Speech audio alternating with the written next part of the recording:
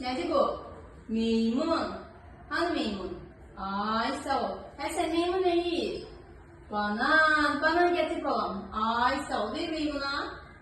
Aferin sana. Yaxşı. Sen bak. Nedir bu? Nedir bu baba? Koyun. Ay sağ ol. Koyun ne yiyir bəs? Koyun ot yiyir. Git ot getir. Börek koyuna yesin. Getir. Aferin sana. Ver. Aferin. Yaxşı. Sen bak. Nedir bu?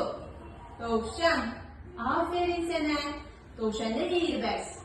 Tavşan kök yiyir. Kök getir. Kök. Aferin sana. Ver tavşana yesin. Aferin. Yaxşı. Sen bak. Bəs bu nedir? Nedir bu baba? Toyuk. Toyuk ne yiyir? Toyuk den yiyir. Sen git den getir. Den getir babam. Toyuğa verə yesin. Ay sağ ol. Bir. Aferin sana. El salak oğlum.